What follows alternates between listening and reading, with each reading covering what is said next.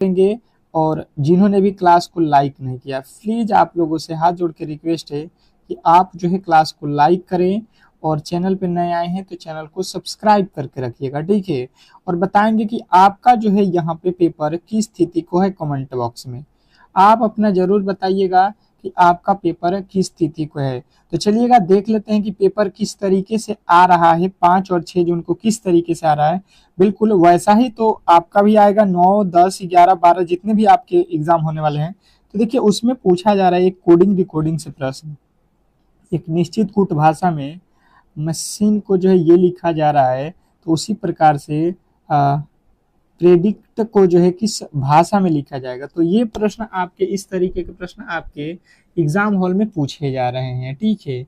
और coding decoding chapter से आपके 3 या 4 प्रश्न आपके एग्जाम हॉल में पूछा जा रहा है। तो ये भी आपको ध्यान देना है कि सबसे अधिक जो प्रश्न आपसे पूछे जा रहे हैं वो आपके जो है इसी चैप्टर से पूछा भी जा रहा है। तो आप इस चैप्टर को बेहतर तरीके से पढ़ के ही जाना एग्जाम हॉल में, यदि आप सिलेक्शन लेना चाहते हैं तो, ठीक है।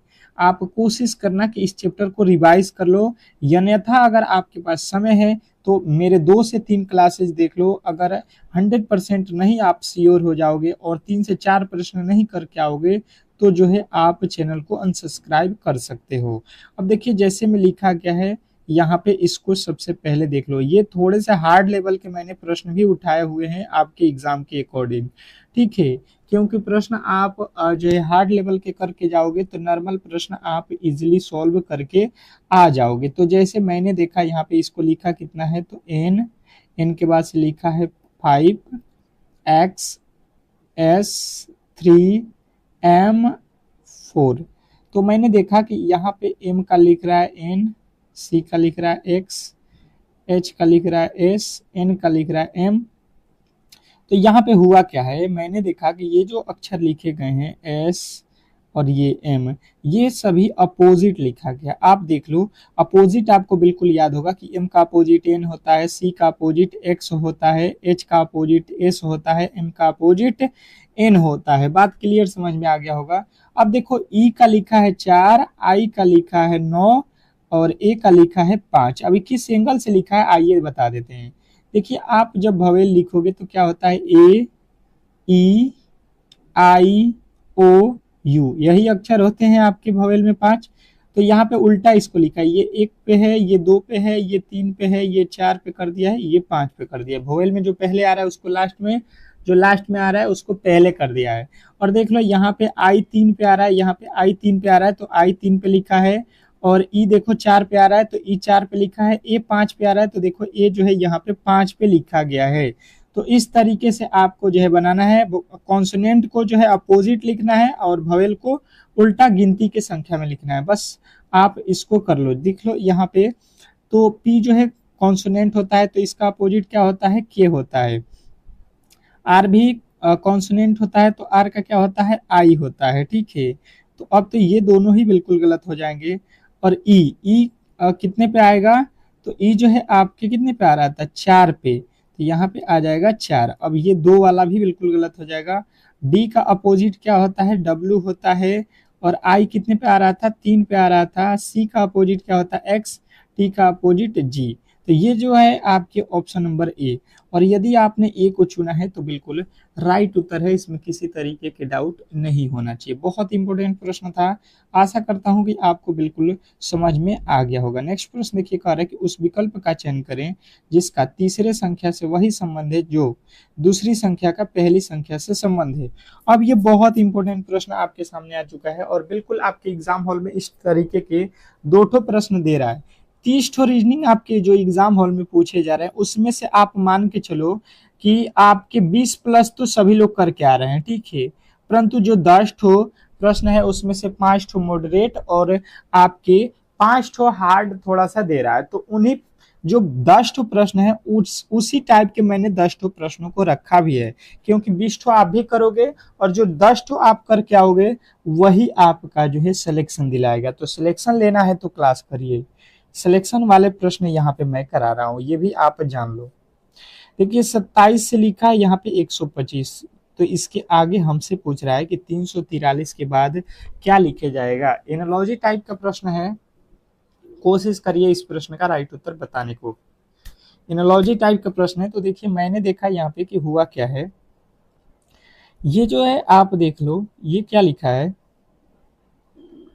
ये 27 है, ये 3 का क्या है, क्यूब है, और ये 125 किसका है, 5 का क्यूब है। 3 के बाद यहाँ पे 5 लिख दिया, मतलब 2 ठो प्लस कर दिया। उसी प्रकार ये जो है आपके कितना होता है, तो 7 का क्यूब होता है। तो 7 के क्यूब के आगे आपको क्या करना है, 2 जोड़ने हैं, 7 2 9 हो जाएगा। 9 का क्यूब कितना होता है, तो 9 का क्यूब होता है 729। और यदि आपने 729 को चुना था, जो कि ऑप्शन नंबर बी में दिया गया है, तो बिल्कुल आप राइट उत्तर के साथ हो, इसमें किसी तरीके के डाउट नहीं होना चाहिए। बहुत इंपॉर्टेंट, बहुत बेहतरीन। चलेंगे अगले प्रश्न की ओर, और अगला प्रश्न आपके सामने है, बिल्कुल बताने की कोशिश करेंगे। फिर से जो है आपके कोडिंग डिकोडिंग वाले ही प्रश्न आ चुका है। कह रहा है कि एक निश्चित कुट भाषा में लाइफ को जो है यहाँ पे लिखा जाता है, तो उसी कुट भाषा में शॉप को जो है किस प्रकार लिखा जाएगा, ये आपको बतानी है। अब थोड़े से ट्राई करो, क्योंकि मैंने एक प्रश्न आपको इस तरीके के बताया हुआ है, और ये दूसरा भी प्रश्न सेम टू सेम उसी तरीके के प्रश्न है। तो आप कर सकते हो, ऐसा नहीं है कि आप नहीं कर सकते हो, ऐसा बिल्कुल नहीं है कि ये प्रश्न आप नहीं कर सकते हो। इसके करने के तरीके जो है आपको मैं बता देता हूँ कि इसके करने के तरीके जो है आपको क्या करना है कि सबसे पहले इसको लिखना है, ठीक है। अगर इसको लिख लेते हो तो बिल्कुल कभी भी गलत नहीं करोगे, ठीक है। इसको लिखा है एम, इसको लिखा है ओ, इसको लिखा है जी, इसको लिखा है आई।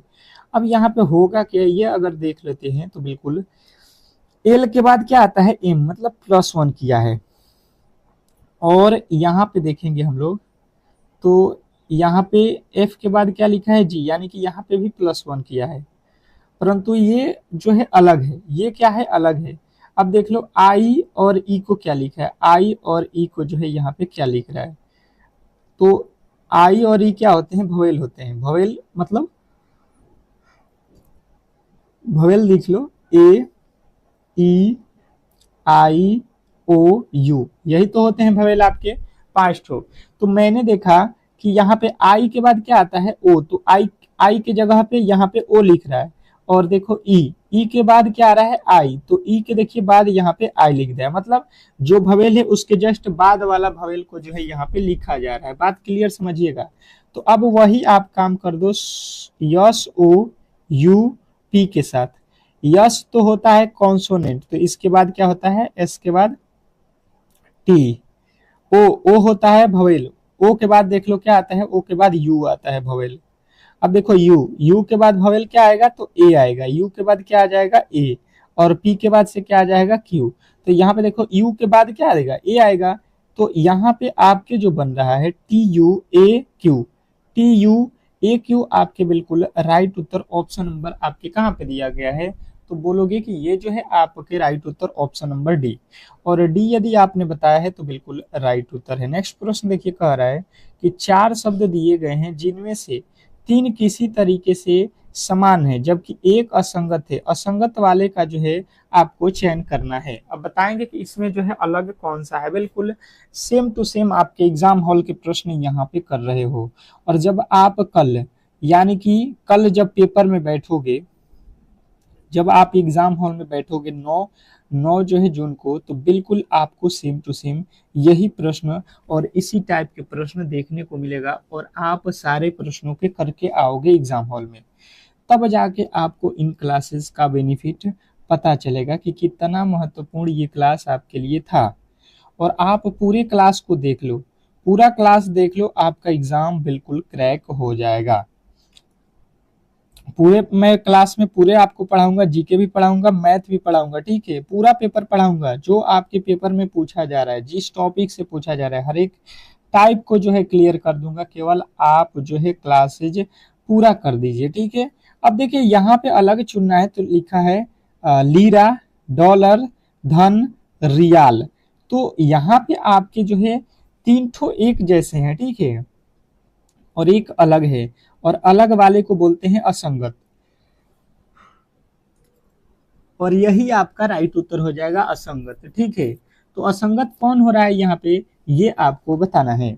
अब बताने की कोशिश करेंगे सभी लोग कि जो है इस प्रश्न का राइट उत्तर क्या होने वाला है। तो मैंने देखा यहाँ पे कि ये जो है आपके लीरा, डॉलर और यहाँ पे रियाल, ये क्या है, किसी न किसी देश के मुद्रा है, ठीक है, आप बिल्कुल जानते होंगे।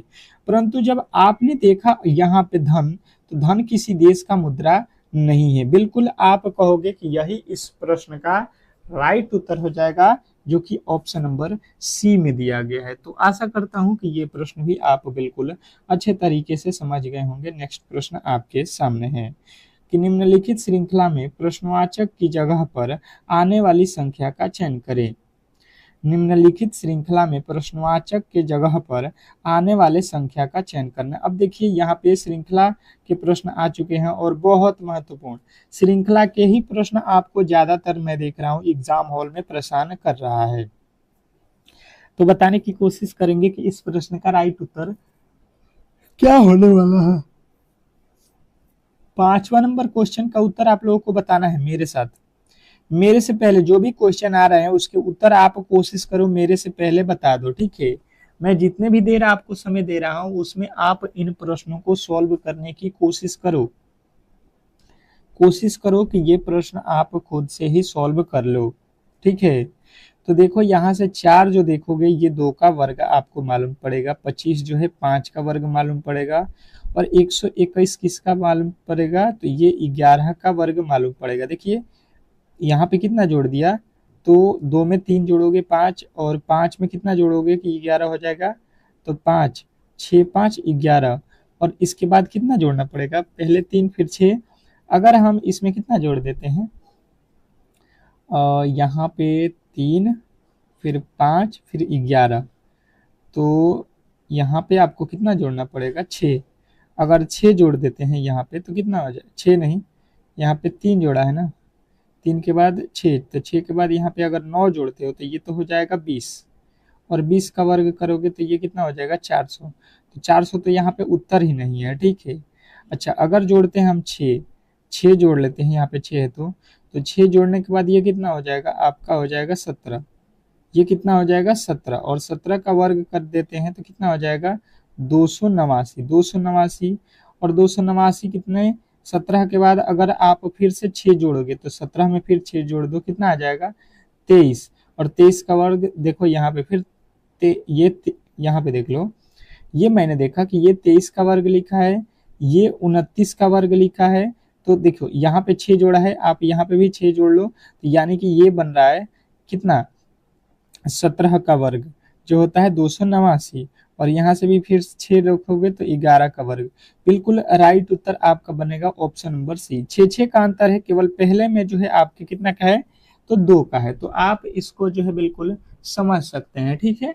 नेक्स्ट प्रश्न की ओर चलेंगे और अगला प्रश्न आपके सामने। अब देखिएगा ये मजेदार प्रश्न है, अक्षरों के उस संयोजन का चयन करें जिसमें दी गई प्रश्न अक्षर श्रृंखला में रिक्त स्थानों में बाएं से दाएं रखने पर श्रृंखला पूरा हो जाएगी। अब बाएं से दाएं रखने पर इस श्रृंखला को जो है आपको क्या करना है, पूरा करना है। अब बताने की कोशिश करेंगे, 10 सेकंड के समय है आप लोगों के पास इस प्रश्न को सॉल्व करने के लिए। तो बिल्कुल आप सॉल्व करके दिखाओ इस प्रश्न का राइट उत्तर क्या हो रहा है। चलिएगा देख लेते हैं इस प्रश्न को नॉर्मली किस तरीके से सॉल्व करना है। तो मैंने देखा यहाँ पे एल लिखा है, और कहीं पर भी एल लिखा हुआ है, बिल्कुल यहाँ पे लिखा है, तो एल के बाद लिखा है ए, यानी कि ए हो जाएगा यहाँ पे। उसके बाद से ए के बाद से लिखा है यू, यानी कि यहाँ पे यू हो जाएगा। एल के बाद यू फिर के, तो एल क्यू ए हो गया है। फिर देखो के के बाद से एल है, यानी कि फिर यहाँ पे एल हो जाएगा, यहाँ से रिपीट हो गया एल फिर यू फिर के, एल यू के, तो एल यू के, एल ए क्यू है नो, एल ए क्यू करके देखिए बनाया गया है। तो आपने क्या क्या भरा, पहले ए फिर एल फिर यू फिर ए, और ये आपके ऑप्शन कहाँ पे दिख रहा है, ऑप्शन नंबर ए बिल्कुल राइट उत्तर है। नेक्स्ट प्रश्न देखिए आप लोगों के सामने आ चुका है कि उस आकृति का चयन करें जो दी गई श्रृंखला में अगले स्थान पर आएगी। अब बताइएगा कि उस आकृति का चयन करना है जो दी गई आकृति में आएगी। तो देखिए यहाँ से जो है आप देखोगे तो ये पलट के यहाँ पे उस पार गया, फिर वहां से पलट के ये फिर इसी पार आ गया, ठीक है। यहाँ पे देखोगे फिर यहाँ से पलट के ये इस पार जाएगा, ठीक है। तो इस पार यहाँ पे है, यहाँ पे नहीं है, बिल्कुल गलत, यहाँ पे नहीं है, बिल्कुल गलत, और यहाँ दोनों पे है। अब देखो हैच के चिन्ह लो, ये यहाँ पे है, यहाँ से यहाँ आया, यहाँ से यहाँ आया, यहाँ से आगे जाएंगे तो ये नीचे आ जाएगा। नीचे जो है आपको यहाँ पे नहीं दिया, ये तो ऊपर का ऊपर ही लिख दिया है, बिल्कुल गलत हो जाएगा। Option number A, option number A जो है आपका इस प्रश्न का राइट उत्तर है। और आशा करता हूं कि ये प्रश्न भी आप बिल्कुल सॉल्व कर सकते हैं। नेक्स्ट प्रश्न देखिए आपके सामने आ चुका है, कह रहा है यहाँ पे कि उस आकृति का चयन करें जो दी गई श्रृंखला में अगले स्थान पर आएगी, दी गई श्रृंखला में अगले स्थान पे आएगी। मतलब अब जो है आपके थोड़े से अलग टाइप के प्रश्न आपके जो है देखने को मिल रहे हैं। बिल्कुल आप कर सकते हो, बिल्कुल कर सकते हो। जैसे मैंने देखा कि इस प्रश्न को सॉल्व करना है तो किस तरीके से करेंगे, तो यहाँ पे 9 से 12 किस तरीके से होगा, तो 9 में 3 जोड़ देते हैं 12, और 12 से 48 कब होगा, 12 चौका 48, यानी 12 में 4 से गुणा, पहले 3 जोड़ना है फिर 4 से गुणा करना है। 17 में 3 जोड़ दो 20 हो जाएगा, 20 में आप 4 से गुणा कर दो, 20 चौका 80, उसके उसी तरीके से 33 में 3 से 3 जोड़ दो, और 36 में फिर 4 से गुणा कर दो, पहले 3 जोड़ा गया है फिर 4 से गुणा, तो 4 छके 24 के 4 और 4 तीन 12 दो 14, 144 जो है आपके राइट उत्तर बन रहा है, जो कि ऑप्शन नंबर ए में ही दिया गया है। और आशा करता हूं कि ये प्रश्न भी आप बिल्कुल सिंपल तरीके से समझ गए होंगे। नेक्स्ट प्रश्न की ओर चलेंगे, और अगला प्रश्न आपके सामने कह रहा है कि यदि उत्तर पूरब को पूरब कहा जाता है, उत्तर को उत्तर पूरब कहा जाता है, तो उत्तर पश्चिम को उत्तर कहा जाए तो दक्षिण को क्या कहा जाएगा।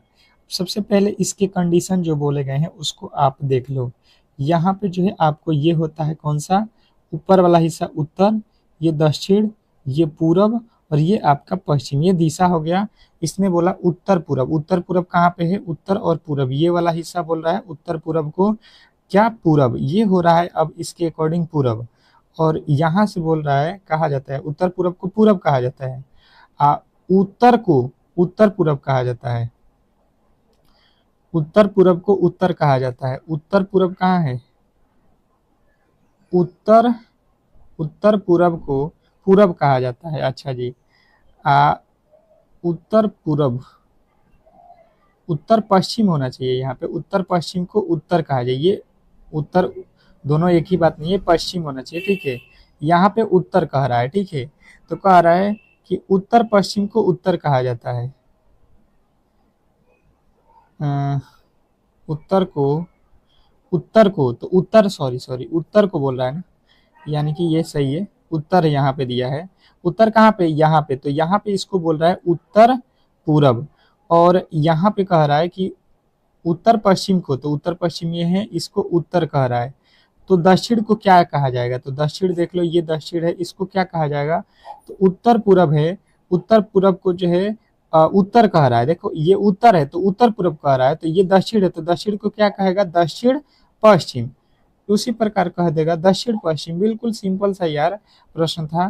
नेक्स्ट प्रश्न, अगला प्रश्न देखिए आपके सामने आ चुका है, कह रहा है यहाँ पे कि ए प्लस बी का अर्थ है ए बी की माँ है, ठीक है। अब देखिए इसके जो है लॉजिक, ए माइनस बी का अर्थ है ए बी का पति है, ए गुणे बी का अर्थ है ए बी का बेटा है, ए भागे बी का अर्थ है ए बी का भाई है। तो के का कि के किस प्रकार से जे से संबंधित है, मतलब जे का के कौन लगता है, ये प्रश्न में पूछा गया है। तो आप सिंपली कर सकते हो यार, यहाँ से चलो जे से आप चलोगे डी पर, तो प्लस का अर्थ यहाँ पे देख लो माता होता है, तो यहाँ पे माता लिख लो, ठीक है। उसके आगे चलेंगे माइनस, माइनस का अर्थ क्या होता है, तो यहाँ पे पति होता है, पति लिख लो। ये माता है तो माइनस, ये पति है तो प्लस लिखो। इसके आगे यहाँ पे गुणा, गुणा का अर्थ क्या है, यहाँ पे देख लो बेटा, बेटा रखो।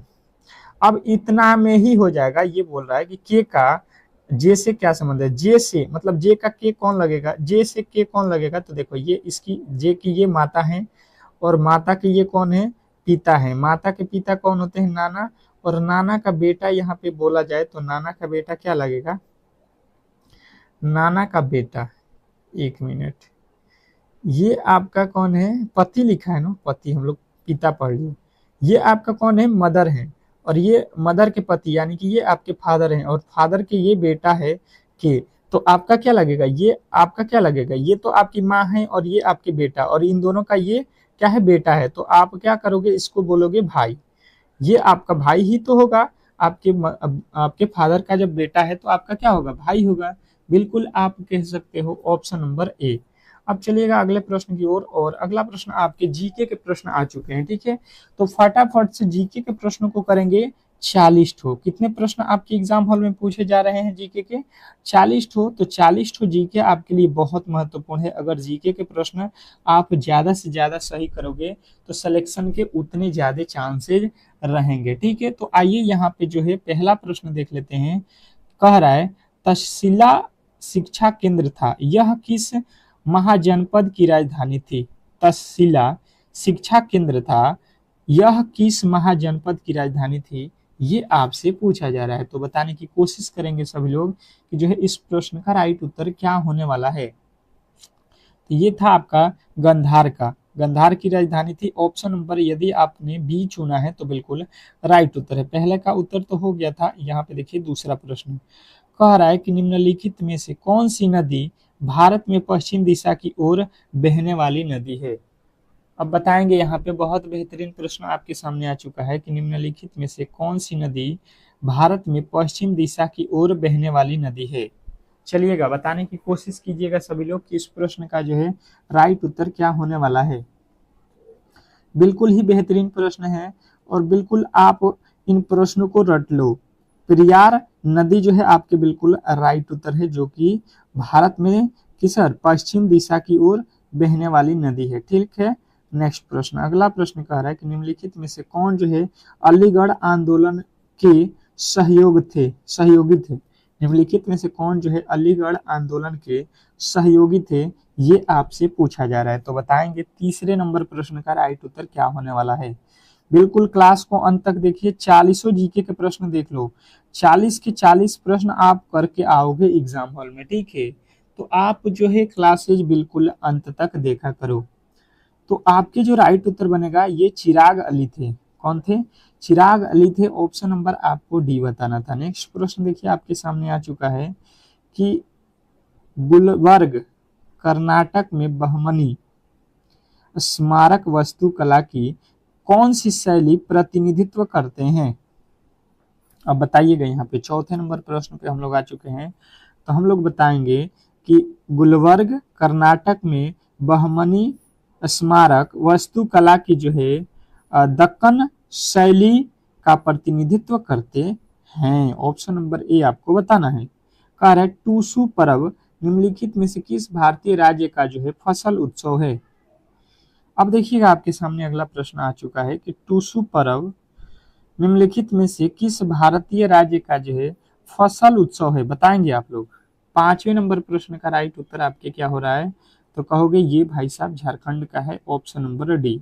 यदि आपने डी को चुना है तो बिल्कुल राइट उत्तर है। नेक्स्ट प्रश्न कह रहा है कि दस्तावेज बनाने, संग्रहित करने और जो है प्रिंट करने में सक्षम सॉफ्टवेयर एप्लीकेशन को क्या कहा जाता है। अब बताएंगे कि उसको जो है क्या कहा जाता है। बिल्कुल बिल्कुल छठे नंबर प्रश्न पे हम लोग आ चुके हैं और छठे का जो है राइट उत्तर आपके क्या होने वाला है, तो कहोगे वर्ड प्रोसेसर। वर्ड प्रोसेसर आपकी वर्ड प्रोसेसर, सॉरी। नेक्स्ट प्रश्न देखिए कह रहा है यहाँ पे कि भारत की 2011 की जनगणना के अनुसार निम्नलिखित में से कौन सा राज्य देश का जो है दूसरा सबसे अधिक जनसंख्या वाला राज्य है। अब देखिए 2011 में जनगणना हुआ है उसके अनुसार आपको बताना है। 2011 में जो जनगणना हुआ है उसके अकॉर्डिंग भारत का जो है दूसरा सबसे बड़ा जो है जनसंख्या की दृष्टि से राज्य कौन सा है, तो आपको बताना है महाराष्ट्र। महाराष्ट्र दूसरे नंबर पे आता है, सेकेंड नंबर पे। तो फर्स्ट नंबर पे कौन सा राज्य है भारत का, ये आपको कमेंट बॉक्स में छाप देना है। नेक्स्ट प्रश्न देखिए आप लोगों के सामने आ चुका है कि भारत सरकार द्वारा निम्नलिखित में से कौन सी ग्रामीण आवास योजना को प्रधानमंत्री ग्रामीण आवास योजना में पुनर्गठित किया गया है। अब बताइएगा कि भारत सरकार द्वारा निम्नलिखित में से कौन सी ग्रामीण आवास योजना को प्रधानमंत्री ग्रामीण आवास योजना में पुनर्गठित किया गया है।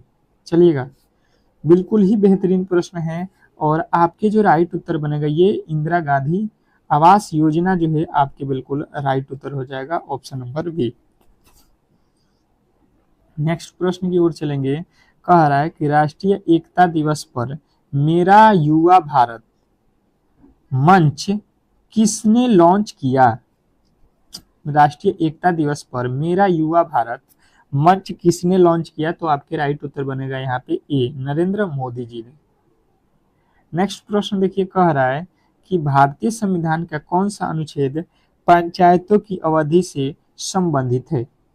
चलिएगा बताने की कोशिश कीजिएगा सभी लोग कि यहाँ पे जो है भारतीय संविधान का कौन सा अनुच्छेद पंचायतों की जो है अवधि से संबंधित है? तो आपके राइट उत्तर बनेगा यहाँ पे कौन सा? तो कहोगे 243 ई। ठीक है। नेक्स्ट प्रश्न, अगला प्रश्न कह रहा है कि दिल्ली के निम्नलिखित में से किस सुल्तान ने मंगोल आक्रमण पर जीत और सुरक्षा के लिए एक मजबूत और विशाल अस्थायी सेना की स्थापना की?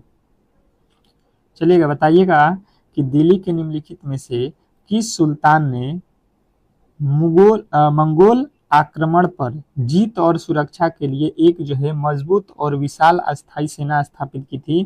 तो ये आपके कौन थे? तो कहोगे अलाउद्दीन खिलजी था। नेक्स्ट प्रश्न देखिए आप लोगों के सामने आ चुका है और कह रहा है आपका अगला प्रश्न कि निम्नलिखित में से किस विटामिन की कमी को रतौंधी के लिए जिम्मेदार माना जाता है? निम्नलिखित में से कौन सा विटामिन है जिसकी कमी से रतौंधी बीमारी होती है? ये आपको बताना है।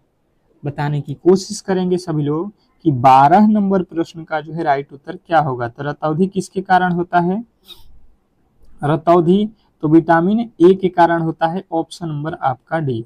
नेक्स्ट प्रश्न कह रहा है कि मुगल सम्राट कौन है जो 1613 में अंग्रेजी ईस्ट इंडिया कंपनी को सूरत में अपना जो है कारखाना स्थापित करने की जो है अनुमति दी? कौन सा मुगल सम्राट था जो 1613 ईस्वी में अंग्रेजी ईस्ट इंडिया कंपनी को जो है सूरत में स्थापित करने का जो है यहाँ पे निर्णय दिया था? तो ये था औरंगजेब। आपके बिल्कुल राइट उत्तर। नेक्स्ट प्रश्न कह रहा है कि ध्वनि तरंग का ध्वनि की प्रबलता को निर्धारित करता है। ध्वनि तरंग को मतलब किसमें जो है हम लोग किससे जो है ध्वनि प्रबलता को निर्धारित करते हैं, ये हम लोगों को बताना है। तो हम लोगों का जो राइट उत्तर बनेगा यहाँ पे क्या बनेगा? तो आप कहोगे कि ये बनेगा आयाम। ध्वनि तरंग का आयाम ध्वनि की प्रबलता को निर्धारित करता है। नेक्स्ट प्रश्न देखिए, कह रहा है कि निम्नलिखित में से कौन सा व्यक्ति संगीत वाद्य यंत्र बांसुरी से संबंधित है?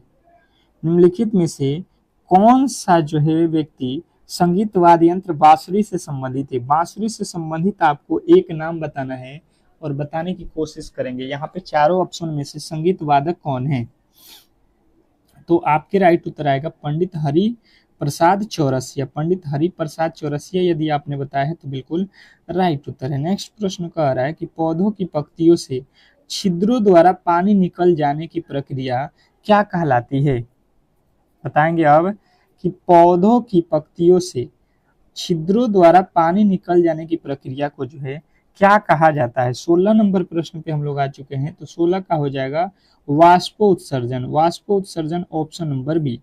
यदि आपने बी को चुना है तो बिल्कुल राइट उत्तर है। नेक्स्ट प्रश्न देखिए, कह रहा है कि तैराकी में न्यूनतम लेन की ऊंचाई मीटर क्या है? तैराकी में न्यूनतम लेन की चौड़ाई मीटर में क्या है? बताएंगे अब आप लोग। तो आपकी जो राइट उत्तर बनेगा ये हो जाएगा 2.13। ऑप्शन नंबर यदि आपने डी को चुना है तो बिल्कुल राइट उत्तर है। नेक्स्ट प्रश्न की ओर चलेंगे और अगला प्रश्न आपके सामने है। बताने की कोशिश करेंगे सभी लोग कि जो है इस प्रश्न का राइट उत्तर क्या होने वाला है। कोशिकाओं की खोज सबसे पहले निम्नलिखित में से किसके द्वारा की गई थी?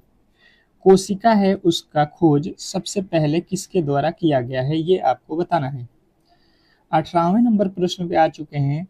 तो कोशिका का खोज सभी लोगों को याद रखना है, Robert Hooke, option number A. बिल्कुल आप अच्छे तरीके से यहाँ पे कर सकते हैं। अगला प्रश्न कह रहा है वर्ल्ड वाइड वेब के आविष्कारक कौन है? वर्ल्ड वाइड वेब के आविष्कारक कौन है, बताने की कोशिश करेंगे सभी लोग। वर्ल्ड वाइड वेब के जो है आविष्कारक कौन है, चलिएगा। तो सभी लोगों का उत्तर आएगा टिम बर्नर्स ली। टिम वर्सन्स ली जो है आपके बिल्कुल राइट उत्तर हो जाएगा। नेक्स्ट प्रश्न, अगला प्रश्न कह रहा है कि लंदन में इंडियन होम रूल सोसाइटी की स्थापना किसने की, बताइएगा कि लंदन में इंडियन होम रूल सोसाइटी की स्थापना किसने की। तो आपके राइट उत्तर आएगा श्यामजी कृष्ण वर्मा। श्यामजी कृष्ण वर्मा जो है आपके बिल्कुल राइट उत्तर होगा। नेक्स्ट प्रश्न कह रहा है अष्टाध्यायी पुस्तक के लेखक निम्नलिखित में से कौन है। अष्टाध्यायी पुस्तक के लेखक जो है कौन है, बताने की कोशिश करेंगे सभी लोग कि अष्टाध्यायी पुस्तक के लेखक निम्नलिखित में से कौन है। तो आपके राइट उत्तर आएगा वाणभट्ट। वाणभट्ट जो है आपके बिल्कुल राइट उत्तर होगा। जलेब का जलेपला दर्जा कहाँ अवस्थित है, बताइएगा कि जलेपला दर्जा कहाँ अवस्थित है। बिल्कुल बिल्कुल बताने की कोशिश करेंगे। 22वें नंबर प्रश्न पे हैं और 22वें का आपका उत्तर अगर सिक्किम हिमालय आ रहा है तो बिल्कुल राइट उत्तर आ रहा है Sikkim Himalaya. Option number B जो है आपका बिल्कुल राइट उत्तर है। नेक्स्ट प्रश्न, अगला प्रश्न कह रहा है कि निम्नलिखित में से कौन सा गैर संवैधानिक और गैर संवैधानिक निकाय है। आपको बताना है कि निम्नलिखित में से कौन सा गैर संवैधानिक और गैर सांविधिक निकाय है, ये आपको बताना है। तो इसमें से नीति आयोग जो है आपको राइट उत्तर करना है। नेक्स्ट प्रश्न देखिए कह रहा है कि भारतीय संविधान का कौन सा भाग हमारी राजनीति के पंथ निरपेक्ष चरित्र के लिए प्रदान करता है। अब बताइएगा यहाँ पे आपका अगला प्रश्न का उत्तर क्या होगा कि भारतीय संविधान का कौन सा भाग हमारी राजनीति के पंथ निरपेक्ष चरित्र के लिए जो है प्रदान करता है। तो आपके राइट उत्तर हो जाएगा यहाँ पे प्रस्तावना। नेक्स्ट प्रश्न देखिए आप लोगों के सामने आ चुका है, कह रहा है कि 61वां संवैधानिक संशोधन अधिनियम किससे संबंधित है। जो हम लोगों का 61वां संविधान संशोधन हुआ था ये किससे संबंधित है, ये आप लोगों को बताना है। बताने की कोशिश करेंगे सभी लोग कि 61वां जो संविधान संशोधन है ये किससे संबंधित है। तो आपका राइट उत्तर बनेगा कि मतदान देने की आयु 21 वर्ष से हटाकर कम कर आपको 18 वर्ष कर दिया गया। ठीक है, तो आप कहोगे ऑप्शन नंबर जो है आपका बिल्कुल सी जो है इस प्रश्न का राइट उत्तर होगा। नेक्स्ट प्रश्न कह रहा है कि बंगाल का विभाजन किसके द्वारा रद्द किया गया था। बंगाल का जो विभाजन है ये किसके द्वारा रद्द किया गया था, ये आपको बताना है। बताने की कोशिश करेंगे सभी लोग कि बंगाल का विभाजन किसके द्वारा रद्द किया गया था। बिल्कुल बहुत बेहतरीन, बहुत लाजवाब ये आपका प्रश्न होने वाला है। तो लॉर्ड हार्डिंग द्वितीय के द्वारा किया गया था। तो ऑप्शन नंबर आप कहोगे ए। यदि आपने ए को चुना है तो बिल्कुल राइट उत्तर है। अगला प्रश्न कह रहा है पंचायती राज किस संवैधानिक निर्देशकों के तहत स्थापित की गई है, बताइएगा। यहाँ पे बताने की कोशिश करेंगे सभी लोग कि पंचायती राज संवैधानिक निर्देश के तहत स्थापित की गई है। तो यहाँ पे आपके जो है राइट उत्तर बनेगा कौन सा, तो यहाँ पे जो है राइट उत्तर आपका बनेगा ये बनेगा आपका राज्य के नीतिक निदेशक तत्व के द्वारा। नेक्स्ट प्रश्न देखिए आप लोगों के सामने आ चुका है कि 2000 रुपए के नोट के पीछे की तरह क्या छपा था। जो 2000 रुपए का नोट होता है उसके पीछे जो है किसका चित्र छपा था ये आपसे पूछा गया। तो आप देखे होंगे यदि आपने 2000 का नोट देखा है तो उस पे मंगलयान का चित्र जो है पीछे की तरफ जो है आपको दिखाई दे रहा था। नेक्स्ट प्रश्न देखेंगे आप लोगों के सामने आ चुका है कि अमर बेल निम्नलिखित में से किसका एक उदाहरण है। अमर बेल निम्नलिखित में से किसका एक उदाहरण है। तो आपके राइट उत्तर बनेगा यहाँ पे किसका है, परजीविका। परजीविका जो है अमर बेल एक उदाहरण है। नेक्स्ट प्रश्न कह रहा है कि जीवाणु को मारने के लिए जल में कौन सी गैस प्रवाहित की जाती है। जीवाणु जो होते हैं, जो पानी में होते हैं, उसको मारने के लिए कौन से जो है हम लोग गैस को जो है जल में प्रवाहित करते हैं, यही आपसे पूछा जा रहा है। तो आपको बताना है क्लोरीन को जल में हम लोग क्या करते हैं, प्रवाहित कर देते हैं, जिससे जो है कीटाणु जल के मर जाते हैं। अगला प्रश्न कह रहा है कि समानता के अधिकार के अंतर्गत कितने अनुच्छेद आते हैं। समानता के अधिकार के अंतर्गत कितने अ, कितने अनुच्छेद आते हैं, बताएंगे। समानता के अधिकार के अंतर्गत आपको बताना है। तो आपके राइट उत्तर होगा यहाँ पे 5। यदि आपने ऑप्शन नंबर सी को चुना है तो बिल्कुल राइट उत्तर है। निम्नलिखित में से कौन एमीन का कार्यात्मक समूह है। निम्नलिखित में से कौन एमीन का कार्यात्मक समूह है, ये आपको बताना है। बताने की कोशिश करेंगे सभी लोग। तो आपके जो राइट उत्तर बनेगा यहाँ पे नाइट्रोजन जो है बिल्कुल राइट उत्तर होगा। नेक्स्ट प्रश्न कह रहा है कि शरीर में ऑक्सीजन युक्त आयु लेने की प्रक्रिया को क्या कहा जाता है। शरीर में ऑक्सीजन युक्त वायु लेने की प्रक्रिया को जो है हम लोग क्या कहते हैं, बताएंगे। बताने की कोशिश करेंगे अगर सभी लोग, तो सभी का उत्तर आएगा यहाँ पे अंतः श्वसन। इसको बोलते हैं अंतः श्वसन, ऑप्शन नंबर ए। यदि आपने ए को चुना है तो बिल्कुल राइट उत्तर है। भारत में समुद्र तट पर कितने राज्य हैं, बताइएगा कि भारत में, क्या बताना है आपको, भारत में समुद्र तट पर कितने जो है भारत के राज्य अवस्थित हैं।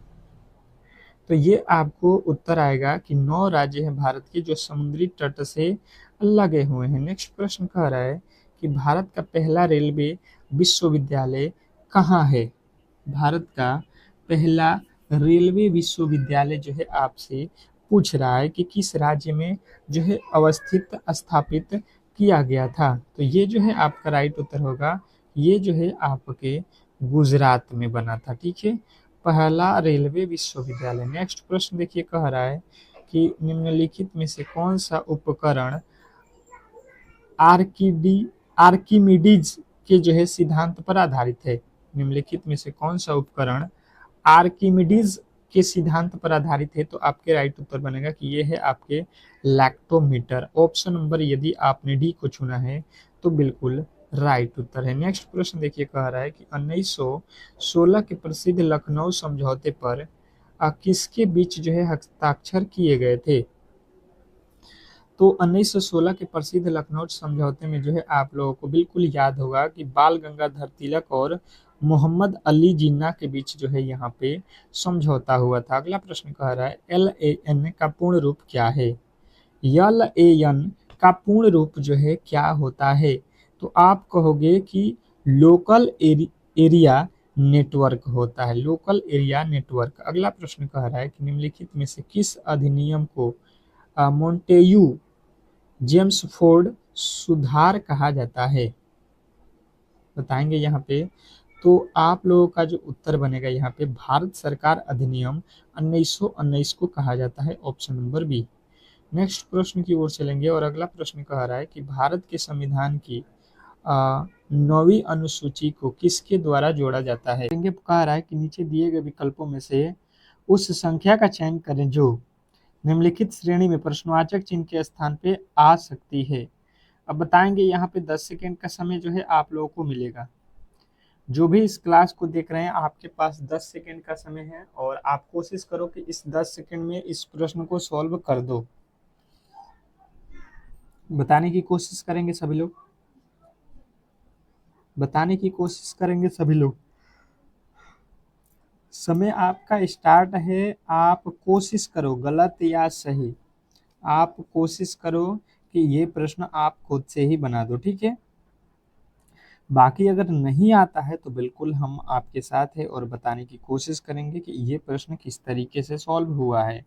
जैसे मैंने देखा 188 लिखा है, फिर यहाँ पे 187 लिखा है, फिर यहाँ पे 183, फिर यहाँ पे 174, फिर यहाँ पे 158। तो मैंने देखा कि पहले -1 किया है, फिर यहाँ पे माइनस का जो है 4 कर दिया, फिर माइनस का जो है यहाँ पे कितना कर दिया। तो यहाँ पे देखेंगे 13 में से 4 जाएगा 9, यहाँ पे कितना कर दिया 14, 6 और 1 16। पहले देखो माइनस का 1, फिर माइनस का 4, फिर माइनस का 9, फिर माइनस का 16। आपको आइडिया लग जाएगा कि ये 1 का वर्ग लिखा है, ये 2 का वर्ग लिखा है, ये 3 का वर्ग लिखा है और ये 4 का वर्ग लिखा है। तो इसके आगे हम किसका वर्ग करेंगे? 5 का, और 5 का वर्ग घटा लेंगे। तो 5 का वर्ग होता कितना है? 25। और 25 जब हम यहाँ से माइनस करेंगे, 25 जब माइनस करेंगे तो कितना आ जाएगा?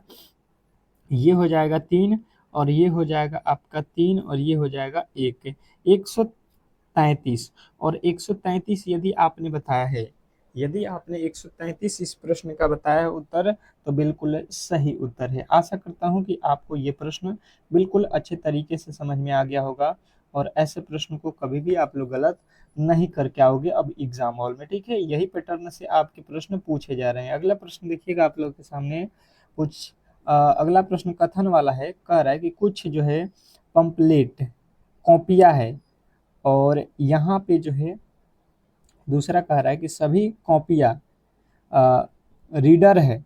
तीसरा कह रहा है कि सभी रीडर स्क्रॉल है।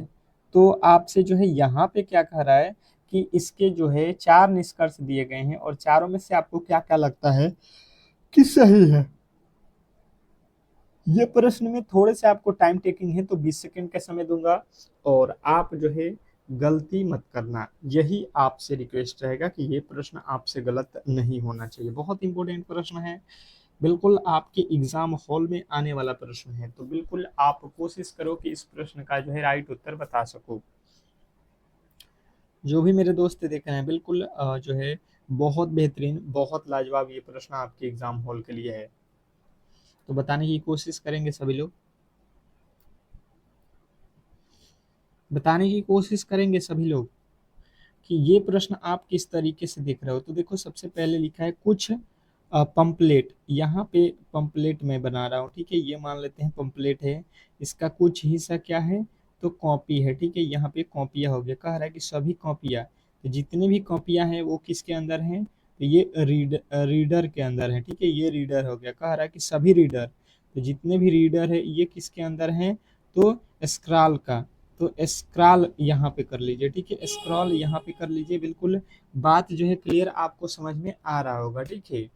अब पूछ रहा है यहाँ पे निष्कर्ष में आज ये कह रहा है कि सभी पंपलेट स्क्रॉल है, सभी पंपलेट स्क्रॉल है। आप देखो जितना भी पंपलेट है, पंपलेट का हिस्सा यहाँ पे है और स्क्रॉल का हिस्सा यहाँ पे है। मैंने देखा कि यहाँ पे कुछ ही पंपलेट स्क्रॉल है। ये कह रहा है सभी पंपलेट स्क्रॉल है, बिल्कुल बात गलत कह रहा है। तो यहाँ पे पहला वाला बिल्कुल गलत। दूसरा कह रहा है कि सभी कॉपियाँ स्क्रॉल है, जितने भी कॉपियाँ है, कॉपियाँ जितना है, क्या सभी स्क्रॉल के अंदर है? बिल्कुल अंदर है यार, दूसरा वाला बिल्कुल सही है। तीसरा, कुछ रीडर कॉपियाँ है, कुछ रीडर, रीडर का देखिए, रीडर का कुछ हिस्सा जो है कॉपियाँ है, बिल्कुल बात दूसरा वाला सही बोल रहा है। चौथा देखिए कह रहा है कुछ स्क्रॉल पंपलेट है, स्क्रॉल का कुछ हिस्सा पंपलेट है, बिल्कुल कुछ वाला तो बात बिल्कुल सही है। तो यहाँ पे हम देख रहे हैं कि 2, 3, 4 जो है निष्कर्ष सही हो रहा है, पहला वाला गलत है, बाकी तीनों जो है सही है। तो आप कहोगे ऑप्शन नंबर ए जो है इस प्रश्न का बिल्कुल 100% सही उत्तर है, इसमें किसी तरीके के डाउट नहीं होना चाहिए। तो आशा करता हूँ कि ये प्रश्न आपको बिल्कुल सिंपल तरीके से समझ में आ गया होगा, और ऐसे प्रश्न को किसी भी एंगल से आप लोग गलत नहीं करोगे। अगला प्रश्न कह रहा है कि निम्नलिखित शब्द को अंग्रेजी शब्दकोश के क्रम के अनुसार व्यवस्थित किए जाने पर इनका जो है क्रम किस प्रकार से होगा, ये आपको बताना है। अब व्यवस्थित क्रम आप लोगों को बिल्कुल मालूम होगा, तो बताने की कोशिश करेंगे कि इस प्रश्न का जो है राइट उत्तर क्या होने वाला। बिल्कुल बहुत सिंपल प्रश्न है, इजीली आप सॉल्व कर सकते हो। अच्छे तरीके से आप इस प्रश्न को हैंडल करोगे तो बिल्कुल बहुत लाजवाब। कोशिश कीजिए कि आप इस प्रश्न का सही उत्तर निकाल सके, क्योंकि प्रश्न बहुत इंपॉर्टेंट है, और ऐसे प्रश्न आपके बिल्कुल एग्जाम हॉल में आने वाले हैं। तो किसी भी एंगल से आप इस तरीके के प्रश्नों को गलती मत करो, ठीक है। किसी भी एंगल से आपको इन प्रश्नों को गलत नहीं करना है, क्योंकि प्रश्न बहुत बेहतरीन है, और बिल्कुल ही आपको ऐसे प्रश्नों को अच्छे तरीके से सॉल्व करना आना चाहिए। तो देखिए मैंने देखा इसमें, तो देखिए सबसे पहले PRO यहाँ पे पी आर ओ नहीं है, यानी यहाँ पे देखेंगे तो P R, P O, P U, P R. आप देख लो सब में पी पी पी कॉमन हो गया, तो पी को हटा दो। अब देखो आर यहाँ पे लिखा हुआ है 18, ओ होता है 15, यू होता है 21 और आर होता है 18। तो इसमें सबसे पहले कौन सा आएगा, तो यहाँ पे 15 पी ओ वाला, पी ओ से स्टार्ट होना चाहिए, सब में पी ओ है, मतलब ये तो सही है। उसके बाद से देखो 18 यहाँ पे है, 18 यहाँ पे, तो इन दोनों में से कौन आएगा ये अब आपको चेक करना पड़ेगा। 18 के बाद ये लिखा है 15, ये 18 के बाद यहाँ पे भी 15 लिखा गया है, फिर पी, और यहाँ पे देखो सी लिखा है, तो सी पहले आएगा कि पी आएगा, तो आप बोलोगे सी, यानी कि ये आएगा पी आर ओ सी, पी आर ओ सी, पी आर ओ सी आपको आएगा। और ये देखो कहाँ पे है पी आर ओ सी, यहाँ पे आप लोग देखोगे तो ये भी आ रहा है, यहाँ पे भी आ रहा है, मतलब ये दोनों सही है। अब देख लो यहाँ पे कौन आएगा, पी यू आएगा कि पी यू आएगा पहले कि पी आर ओ आएगा, तो आप देख लो यू पहले आता है कि आर आता है। यू आता है 21 पे और पी आर आता है 18 पे, तो कौन आएगा पहले, तो आप बोलोगे कि यहाँ पे जो है आपको कौन सा आएगा सबसे पहले, तो ये दोनों तो हो गए, इन दोनों में से कौन आएगा पहले, तो आप कहोगे पी यू वाला आएगा। तो बिल्कुल आपका जो राइट उत्तर बनेगा यहाँ पे कौन बनेगा, तो आपका राइट उत्तर बनेगा यहाँ पे पी यू, पी यू वाला बिल्कुल राइट उत्तर है। नेक्स्ट प्रश्न की ओर चलेंगे और अगला प्रश्न आपके सामने है, कह रहा है कि एक जो है कक्षा के सभी जो है 24 छात्र उत्तर की ओर मुंह करके एक सीधी पंक्ति में खड़े हैं। नेहा दाईं ओर से 8वें स्थान पे, जबकि अभिषेक बाएं सिरे से 20वें स्थान पे है। नेहा और अभिषेक के बीच में कितने विद्यार्थी हैं ये आप लोगों को बताना है। अब ये मजेदार कॉन्टेस्ट आपके लिए होने वाला है, बिल्कुल बहुत बेहतरीन, बहुत लाजवाब।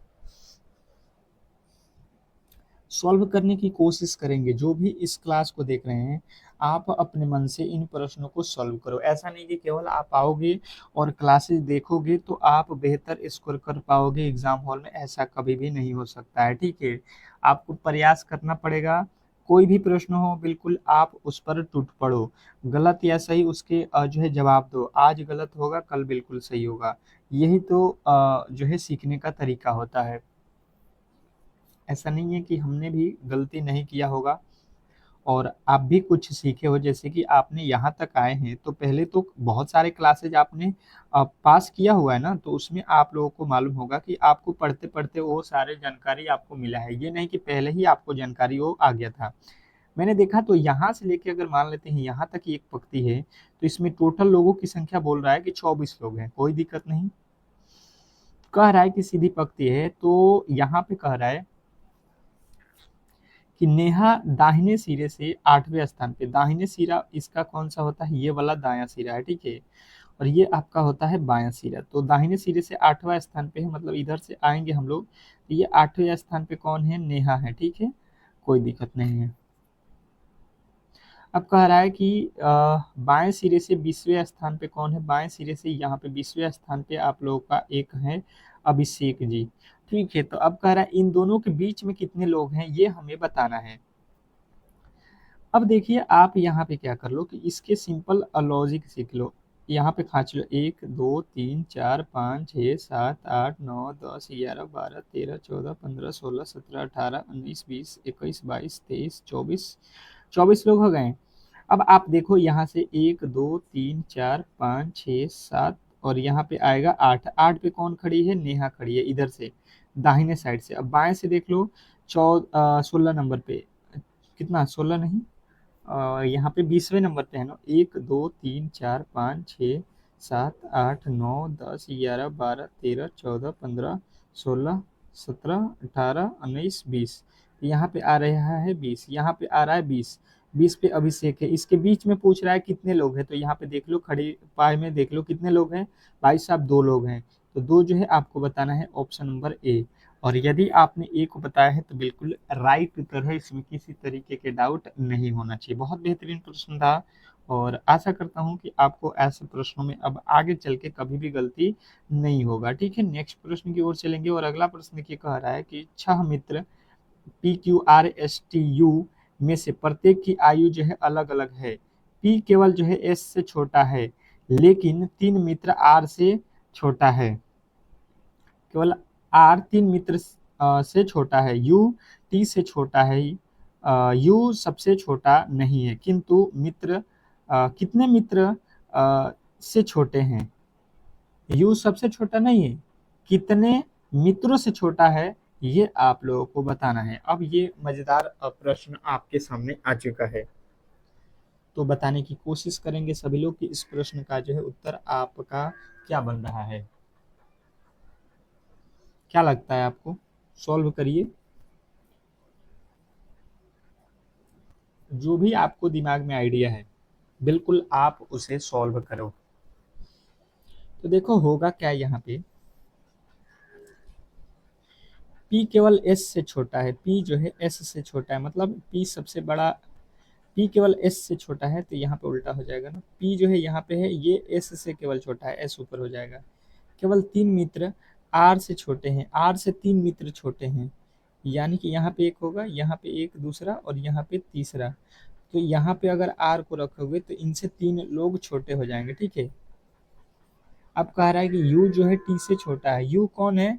T से छोटा, T से छोटा U है, U सबसे छोटा नहीं है। अच्छा ये भी है, चलिए ठीक है यही बात। अब कह रहा है कि U जो है T से छोटा है, U किससे है? T से छोटा। अगर T को यहाँ पे रखेंगे तो U इससे छोटा यहाँ पे हो जाएगा।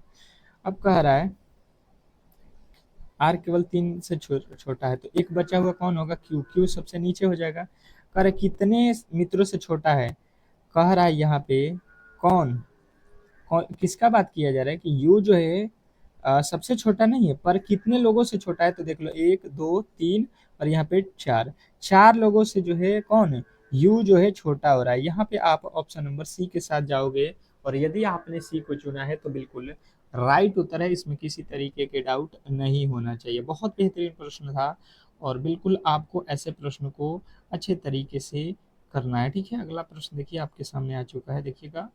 कह रहा है कि 8 व्यक्ति एक वृत्त के केंद्र की ओर मुंह करके बैठे हैं। अब देखिएगा ये प्रश्न थोड़े से आप लोगों को यहाँ पे अच्छे तरीके से समझना है। ये वृत्त हो गया, इसमें 8 लोगों को आपको बैठाना है, तो 1 2 3 4, 4 दूना 8 लोग हो गए। अब यहाँ पे जितना बोला जाए उतना ही करेंगे तो ये प्रश्न बन सकता है, क्योंकि ये प्रश्न आपके टाइम टेकिंग होता है, और इसको कभी भी एग्जाम हॉल में लास्ट में ही बनाना है।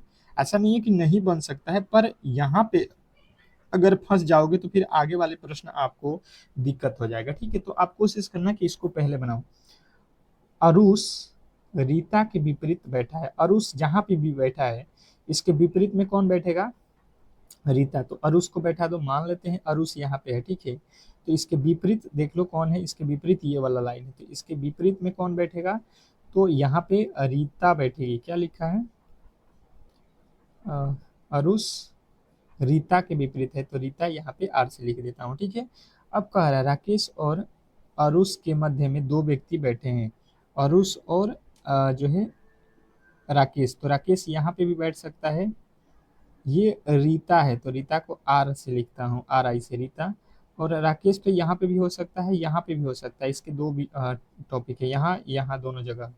अब कह रहा है कि अंकित अरुष के दाईं ओर और उर्वशी के विपरीत बैठा है। दाईं ओर आरुष के दाहिना तरफ कौन बैठा है? दाहिना साइड ये हुआ, कौन बैठा है? अंकित। यहाँ पे अंकित है, ये अरुष है। तो अब कह रहा है इसके विपरीत, तो इसका विपरीत देख लो ये वाला हिस्सा होगा, और यहाँ पे कौन बैठा है? उर्वशी। तो उर्वशी को यहाँ पे लिख लो, यानी कि अब मिल गया राकेश जो है आपका यहाँ पे होगा। बिल्कुल बात क्लियर समझ में आ गया। अब कह रहा है कि अनु रीता और उर्वशी के बीच में बैठी है। अनु जो है रीता और उर्वशी, रीता और उर्वशी कौन है? रीता और उर्वशी के बीच में, तो यहाँ पे रीता और उर्वशी। अब यहाँ पे यार दिक्कत हो गया, यहाँ पे देख लो एक लाइन, अंकित अरुष के दाईं ओर, अरुष के दाईं ओर यहाँ पे अंकित बैठा है दाईं ओर, और उर्वशी के विपरीत बैठा है, और उर्वशी के विपरीत बैठा है अरुण।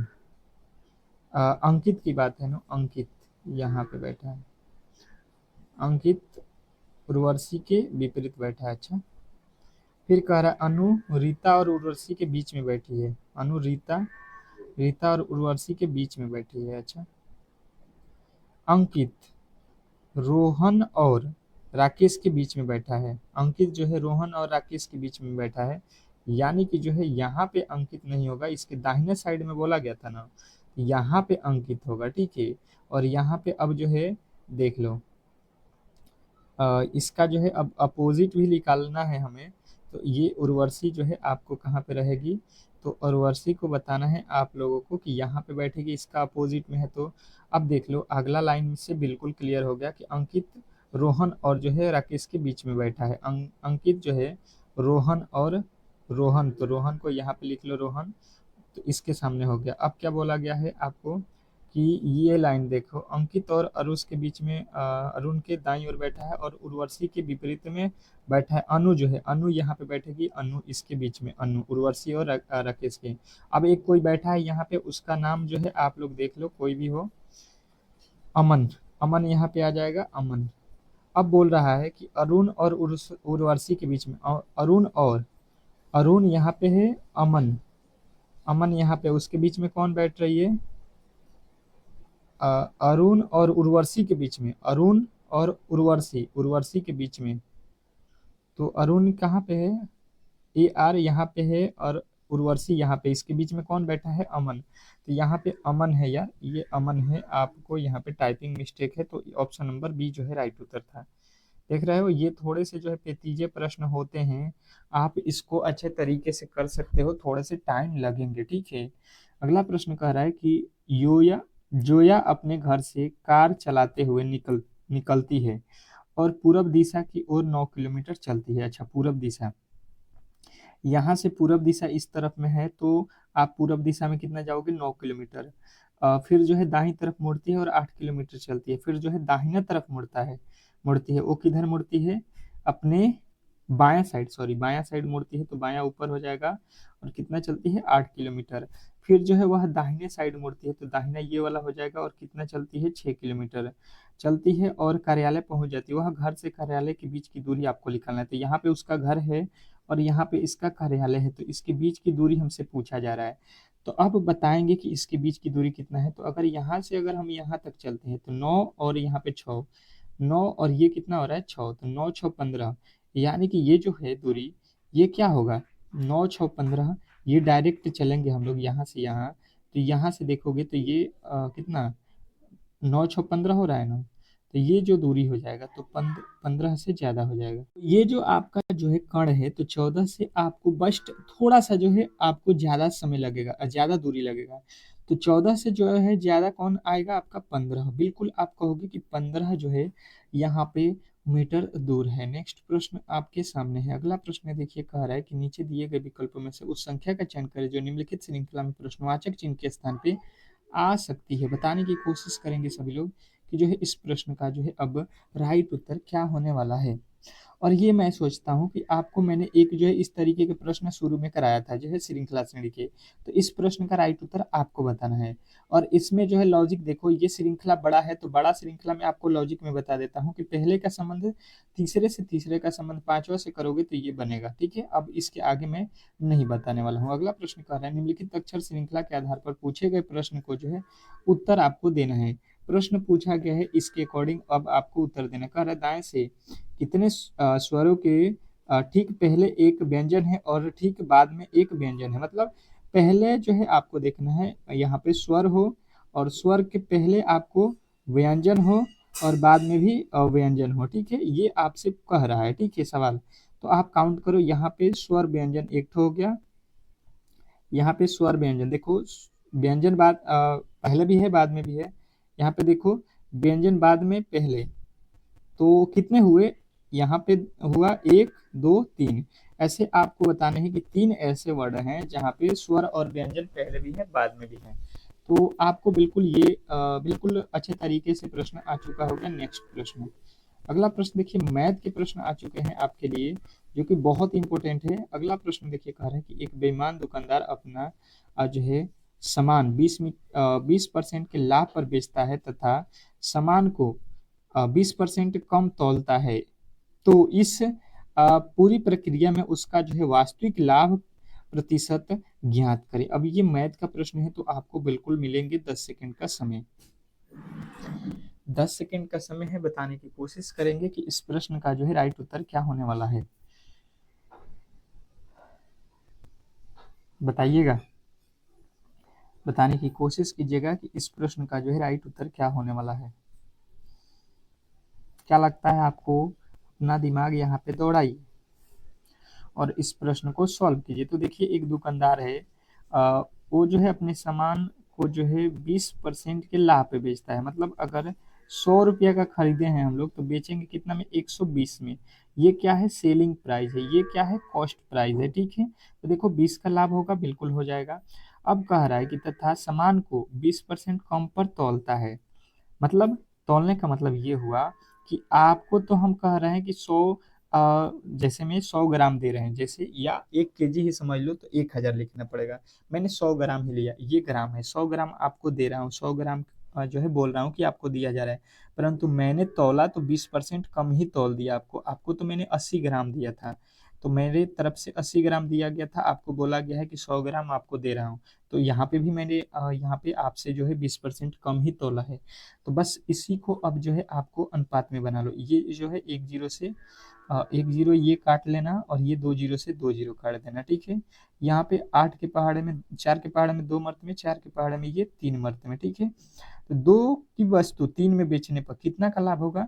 देखो ये क्रय मूल्य है, खरीदे हैं 2 में, बेच रहे हैं 3 में, तो कितना हमें फायदा होगा? 1।